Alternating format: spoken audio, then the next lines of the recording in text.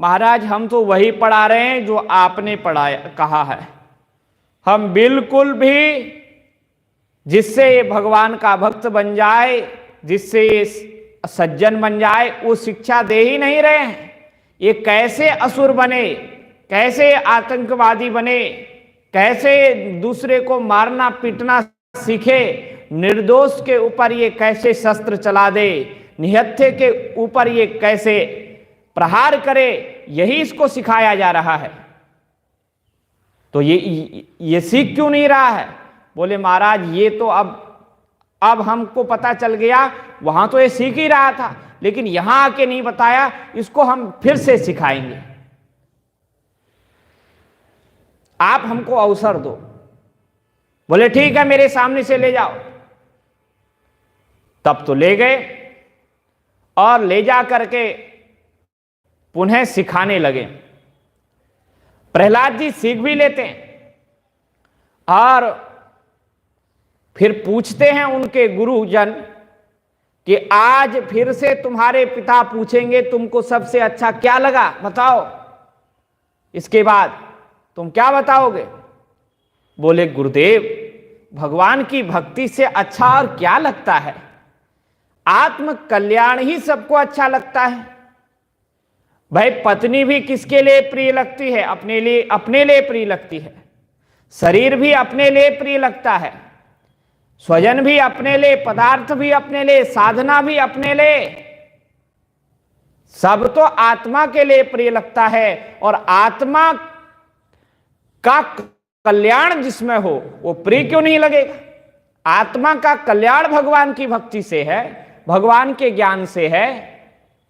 इन्होंने कहा तो उन्होंने सोचा ये बड़ा दुष्ट है, समझता नहीं। दैत्य चंदन वने जातोयम कंटकद्रुमा। प्रहलाद इतने सुंदर चंदन के वन में, दैत्य रूपी जो चंदन वन है, तुम कांटे के पौधे कहां से पैदा हो गए बताओ? इतनी, अब ये तो सज्जन है, प्रहलाद जी सज्जन हैं। ऐसा कहना चाहिए कि जो बड़े बड़े दुष्ट हैं दांतों की तरह, ये प्रहलाद तो जिह्वा की तरह हैं। जैसे 32 दांत होते हैं, उन 32 दांतों के मध्य में जिह्वा होती है। लेकिन इन सब देखो, एक सज्जन अगर सत्य मार्ग में चलने वाला,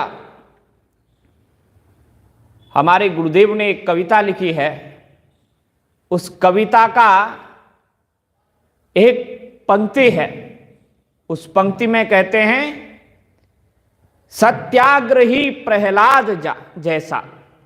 कैसा होना चाहिए? सत्याग्रही प्रहलाद जैसा होना चाहिए।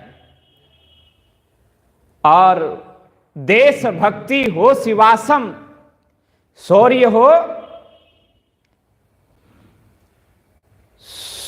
हो प्रताप जैसा। प्रताप, राणा प्रताप। और भाई की भक्ति कैसी हो? बोले लक्ष्मण जैसी।